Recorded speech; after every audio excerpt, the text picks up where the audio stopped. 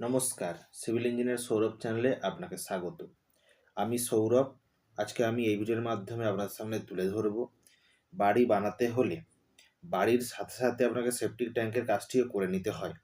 অর্থাৎ septic tank কিভাবে বানাতে হয় সেই সম্বন্ধে এই ভিডিওর মাধ্যমে আপনাদের সামনে তুলে ধরব। দেখুন, এই সাইডে ফাউন্ডেশনে গ্রাউন্ড লেভেলের কাজ চলছে এবং এই গ্রাউন্ড লেভেলের সাথেই সেপটিক ট্যাঙ্কের কাজটিও করা হচ্ছে। এবং এই সেপটিক ট্যাঙ্কটি করতে হলে কি কি বিষয় আপনাকে লক্ষ্য রাখতে হবে। দেখুন, সেপটিক ট্যাঙ্ক সাধারণত আমরা 3টে চেম্বার করে থাকি: ফার্স্ট চেম্বার, সেকেন্ড চেম্বার এবং থার্ড চেম্বার। ফার্স্ট চেম্বার এবং সেকেন্ড চেম্বার হয় আমাদের মেন চেম্বার, এবং থার্ড চেম্বার হচ্ছে ওয়েস্টেড জলটা সেটি পাস করানোর জন্য আমরা থার্ড চেম্বার করে থাকি। এবং এই ফার্স্ট চেম্বার এবং সেকেন্ড চেম্বার এই দুটিকে আপনাকে অবশ্যই ভালোভাবে কাজটি করে নিতে হবে। এবং এই যে সেপটিক ট্যাঙ্ক বানানো কিভাবে বানাতে হবে সেটি আপনাকে জানতে হবে। এবং এই সেপটিক ট্যাঙ্কটি বানাতে হলে আপনাকে মূল যে বিষয়টির উপর নির্ভর করতে হয় সেটি হলো আপনার যে সেপটিক ট্যাঙ্কের আউটসাইডের যে দেওয়াল দেওয়া হয় সেটি কত ইঞ্চি দেওয়াল দিতে হবে বা কংক্রিটিং করতে হবে সেটি আপনাকে জানতে হবে। এই যে সাইডে কাজ হয়েছে, এই সাইডটিতে সেপটিক ট্যাঙ্কের যে ওয়াল দেওয়া হয়েছে সেটি 10 ইঞ্চির ওয়াল দেওয়া হয়েছে। এবং এই 10 ইঞ্চির ওয়াল, এই সেপটিক ট্যাঙ্ক একটা মূল যে বিষয়, সেপটিক ট্যাঙ্ক করতে হলে কিন্তু ঝামা ইট অবশ্যই ব্যবহার করতে হবে। নর্মাল ইট 1 নম্বর 2 নম্বর ইট ব্যবহার করলে চলবে না। স্ট্রেট ঝামা ইটটি আপনাকে ব্যবহার করতে হবে।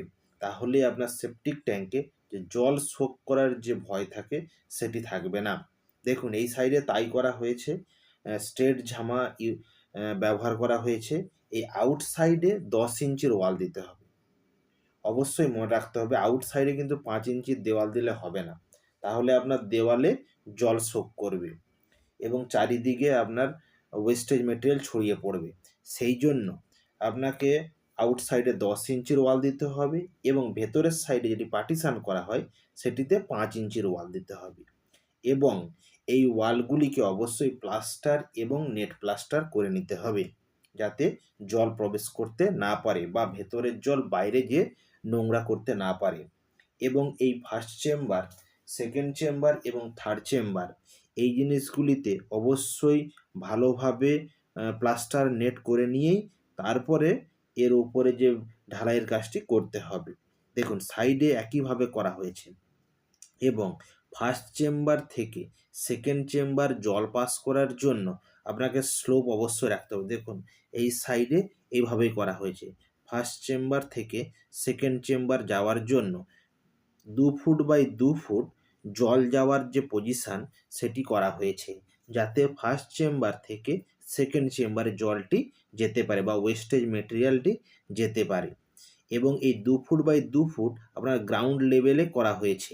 সেটি সাইডে দেখলে অবশ্যই বুঝতে পারবে যে দেখুন নিচে কিভাবে ওই যে হোল করা হয়েছে ওইটি হচ্ছে ওয়েস্টেজ মেটেরিয়ালটি পাস করার জন্য। মনে হচ্ছে যে প্রথম চেম্বার থেকে দ্বিতীয় চেম্বারে যাওয়ার জন্য এটি তৈরি করা হয়েছে।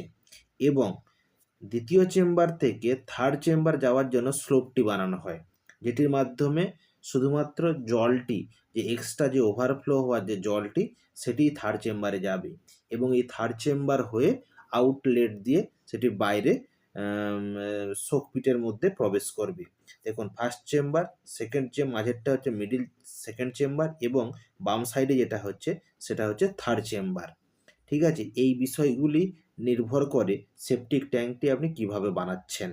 এবং প্লাস্টার নেট তো অবশ্যই আপনাকে ঠিকভাবে করতে হবে। এবং এই যখনই সেপটিক ট্যাঙ্কের কাজটি করা হবে তখন অবশ্যই জল যাতে প্রবেশ করতে না পারে সেই ব্যবস্থা আপনাকে করতে হবে। মানে নিচে, মানে বেস লেভেলে আপনাকে একটি ঢালাই দিতে হবে। প্রথমে রাফ ঢালাই দিতে হবে, যাকে আমরা পিসিসি বলে থাকি।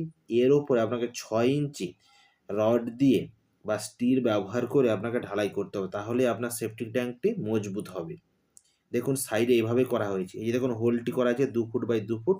ফার্স্ট চেম্বার থেকে সেকেন্ড চেম্বারে ওয়েস্টেজ মেটেরিয়াল যাওয়ার জন্য হোল করা হয়েছে এবং সেকেন্ড চেম্বার থেকে থার্ড চেম্বার যাওয়ার জন্য এই স্লোপ করা হয়েছে। দেখুন, 5 ইঞ্চির যে ওয়াল হয়েছে এখানে যে স্লোপ করা হয়েছে। এর মাধ্যমে ওয়েস্টের যে জলটি বা ওভারফ্লো হওয়ার যে জলটা সেটি যাবে এবং তারপরেই আউটলেট দিয়ে ওটা শোকপিটের মধ্যে প্রবেশ করবে। এই জন্য সেপটিক ট্যাঙ্ক এবং শোকপিট কিন্তু এক না। সেপটিক ট্যাঙ্কের ওভারফ্লো হওয়ার জলটি গিয়ে শোকপিটের মধ্যে পড়ে। ঠিক আছে? এই যে সাইডে কাজটি হয়েছে, এটি প্লাস্টার, নেট এবং ভালোভাবে কংক্রিটিং করে তারপরেই এটিকে কাজটি করা হয়েছে। দেখুন, এইভাবেই ফার্স্ট চেম্বার, সেকেন্ড চেম্বার এবং থার্ড চেম্বার করে সেপটিক ট্যাঙ্কের কাজটি করতে হয় এবং এই সেপটিক ট্যাঙ্ক কত সাইজের করতে হয় সেই সম্বন্ধে আমি পরে একটি ভিডিও নিয়ে আসবো, সেইটা ডিটেলে আলোচনা করব। কিভাবে ফার্স্ট চেম্বারের দূরত্ব কত দেওয়া হবে, সেকেন্ড চেম্বারের দূরত্ব কত হবে এবং থার্ড চেম্বারের দূরত্ব কত করা হয় বা কত গ্যাপ দেওয়া হয়, সেটি আমি পরের ভিডিও আলোচনা করব। এইভাবেই সেপটিক ট্যাঙ্কের কাজ যদি বাড়িতে করে থাকেন বা করিয়ে থাকেন, তো এই বিষয়গুলি আপনাকে অবশ্যই মনে রাখতে হবে। তাহলেই আপনার সেপটিক ট্যাঙ্কের কাজটি ঠিকভাবে হবে। অনেক বাড়িতে সেপটিক ট্যাঙ্ক বাড়ির ভেতরেই থাকে, মনে হচ্ছে গ্রাউন্ড লেভেলের ভেতরেই করা হয় এবং কিছু কিছু বাড়িতে আপনি বাইরের সাইডেও করতে পারেন, সেটির কোনো অসুবিধা হয় না। ঠিক আছে? দেখুন, এইভাবেই সেপটিক ট্যাঙ্কের কাজটি করা হয়ে থাকে। তো ভিডিওটি যদি আপনার ভালো লেগে থাকে বা উপকৃত হয়ে থাকেন, তাহলে সিভিল ইঞ্জিনিয়ার সৌরভ চ্যানেলে সাবস্ক্রাইব করুন। কারণ আমি বাড়ির সম্বন্ধীয় বিভিন্ন তথ্য এভাবেই আপনাদের সামনে সহজ ভাষায় তুলে ধরি। ভিডিওটি দেখার জন্য অসংখ্য ধন্যবাদ।